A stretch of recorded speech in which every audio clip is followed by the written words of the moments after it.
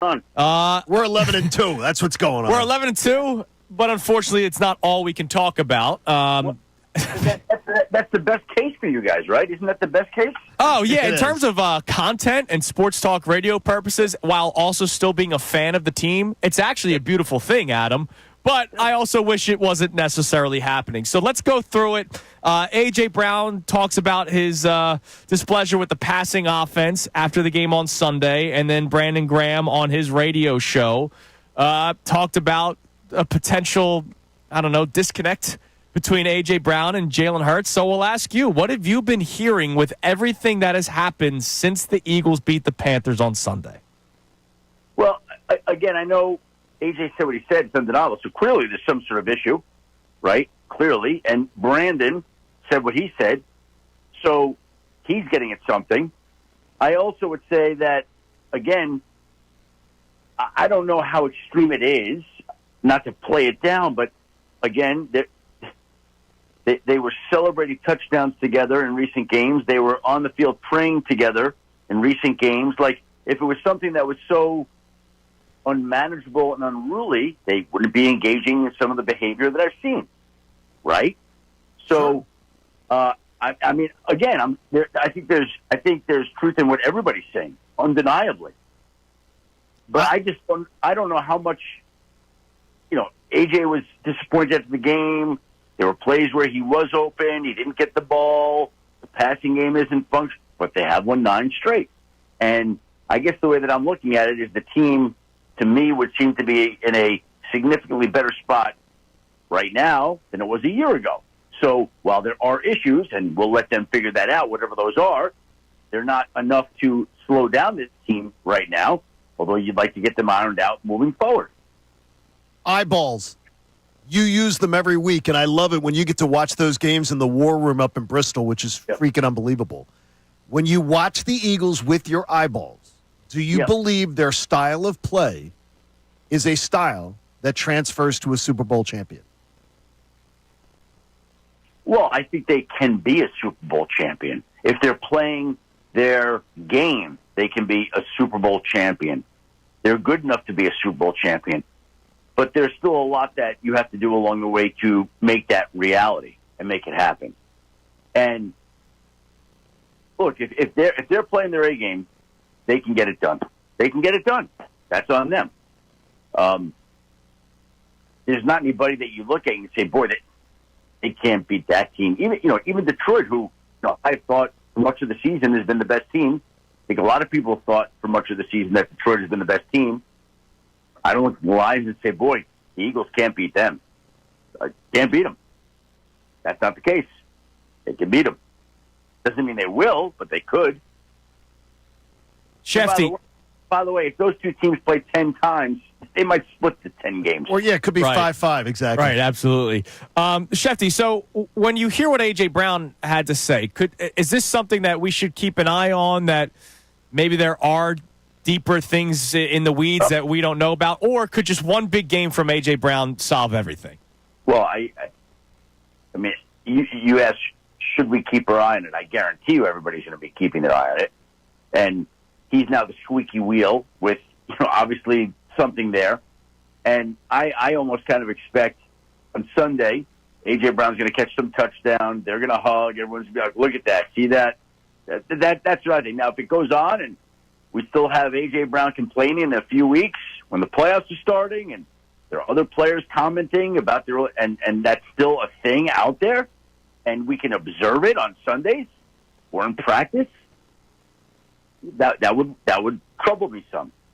Would it trouble you that a team leader, a 15-year NFL veteran, a guy who has played his entire career here, is the guy who sort of lit the fuse this week publicly and created a distraction? Let me ask you a question. I was unaware. Does he have a regular radio show? Yes, he has a regular radio show on Monday nights. And how long has he had this show for? A few years. A few years, yeah. I know a lot of teams would not be a fan of that. Yeah, but here's the thing. The individual, Brandon Graham himself, is highly respected, well regarded. Yes. Again, I don't know. But he obviously he felt what he felt. Like, good for him for saying it. I got no problem with that. Again, I'm sure the team wasn't thrilled about it, but that's what he felt. You say it lit a fuse, and I guess you're there, so you would say, "Oh, it has been the focus of conversation in this city." Yeah, we're not just bringing it up because you're on with us. It's been continued to talk about. It's been unbelievable. Well, and my point is that everybody's going to be watching them. Everybody's going to be watching them from this point on. They just are. So, is this something that happens more often than we know? It's just better kept in-house? Because you mentioned it. They're winners of 9 straight games. So it's not like they're 2-11 and AJ's not happy with his production. They're 11-2. Of course. Hey, let me tell you something. It's a collection of personalities brought together. Like, I remember there were things going on behind closed doors when I covered the Broncos, things that at that point in time were a little bit more, you're like, oh, my God, that's happening? Oh, my God, these two guys? Really? Oh, wow, okay. So, yes, that's the – oh, by the way, like, again, I think at any level, like any sports organization, any company, just think of any company, it's just the world. Like, there are inter-office squabbles, arguments, fights, disagreement, whatever it may be, with everybody. Everybody. In any I'm not trying to normalize it, but it's pretty normal in today's world. So in an NFL locker room, is this, hey, you two figure it out? Or is this, does Nick Sirianni sit them down? How do you think they try to address this?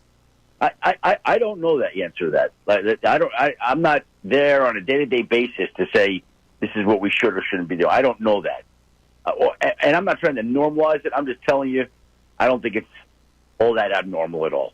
But, again, because it's the quarterback and it's the wide receiver and it's salacious, right? Like, yeah, okay, then it's going to become a tough. I got it. I understand it. But I think it's completely normal. Like, completely normal. We asked Rob Motti about this earlier from the AP. Uh-huh. If Detroit would be most likely the most dangerous opponent that could keep the Eagles from getting to New Orleans for a Super Bowl, who would be your 2 and 3? Well, I would say that the one that's keeping them from getting to New Orleans most of all would be themselves. Because if they're playing their game, their A game like we talked about, they're going to have a good chance to go, no matter who they're playing. Love that answer. I think you just made people's days. Yeah. Well, I love. Is that that's what you're all about, though? What do you mean? That's what I'm all about. That's what you're all about. You're all about bringing smiles and sunshine to people and to fan bases. That's great. I'm a sunshine guy, Like, you are. No, but it's true. Like, if they're playing their game, they're the team that has to worry about themselves more than any other. Like, if they go play their best game, you worried about anybody? No, they're the best. No. Schefter, I'm worried if it's in Detroit. It's been brought up for kind of the first time all season about 2 weeks ago from one of our great local reporters about maybe it's time to start talking extension for Nick Sirianni. Mm-hmm. We all know how last year ended and how it was kind of delayed before we found out that he would be returning as the head coach of the Philadelphia Eagles. Is this something that you think they will wait and see how the season plays out before they start having those conversations? Oh, I would think that that's the time and the place to do it, absolutely. Like, I mean, it certainly seems to be tracking that way, and everything is going great, and everyone's happy. And when everyone's happy and teams are winning, then people get new deals. And as long as that continues, that'll be the case. But I don't know if there's any rush to do it right now in season. They certainly can wait till February or March or April or May or June or July. And that would be my sense, that everything would just kind of wait. Like, their business right now is winning football games and going on an extended, successful postseason run. That's what they're in the business of doing right now. And once that business is done, they take care of their business, and all the other business will follow. If you run into Rich McKay, say hello for me, but also say, why the hell are they not calling face masks anymore? You had 4 games this weekend with blatant face masks mixed. And with all the ticky-tack stuff that they tell officials to watch out for, they're missing some of the most blatant stuff we've ever seen, and it could have cost the Eagles a game on Sunday. Yeah, it could have. Listen, I think that's been probably the issue with officiating. It's just inconsistent. You don't know what you're going to get from them. And, right. and this guy actually has been probably pretty consistent. They just haven't called that. But it's inconsistent in the way that it's been done. So, yeah, if I see Rich McKay, I'll ask him that question, John. And say hello. Do teams send in memos frequently about, hey, can you keep an eye on this? Because if we're sticking with the officiating, Jalen Carter's held every single play. Do you think that's something that the Eagles have sent maybe a video package to league officials saying, hey, can you please keep an eye on this moving forward? I think the teams are in constant contact with the league office. On Mondays, they're complaining about a variety of calls for number one. I guarantee it's been brought up. And then, on the field or at the stadium pregame, you have a chance to, hey, watch this today, watch that. You're planting seeds. I don't know specifically that it's happened with Jalen Carter, but I would be surprised if it hadn't happened. I'll just say, click one Eagles game, and you'll see it on the first play because it's every single play. Adam, listen, man, we appreciate the time as always. We can't wait to talk to you again next week. Enjoy the rest of this week as we enter playoffs in fantasy football. I know that's big for you. I'm sorry. I also had Christian McCaffrey, so we both had to drop him. I had Christian McCaffrey. I had Jordan Mason.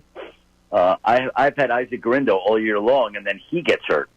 Now, I also had Patrick Taylor on my bench. But I did a podcast. It happens.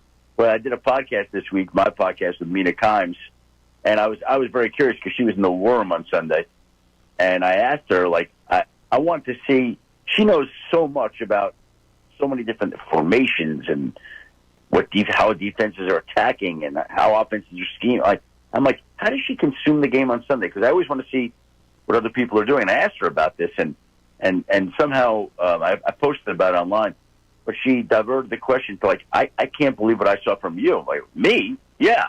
She said, you were flipping out over Isaac Garindo. Oh, come on, man. Fantasy football, serious business.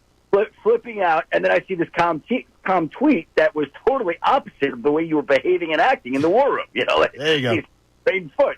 So, yeah. That's awesome. Hey, guys, it's Connor Thomas from Kincade and Salciunas. Thanks so much for checking out our most recent interview with ESPN NFL insider Adam Schefter. If you want more Shefty content, click up here and make sure you're subscribing to the 97.5 The Fanatic YouTube page for more great content.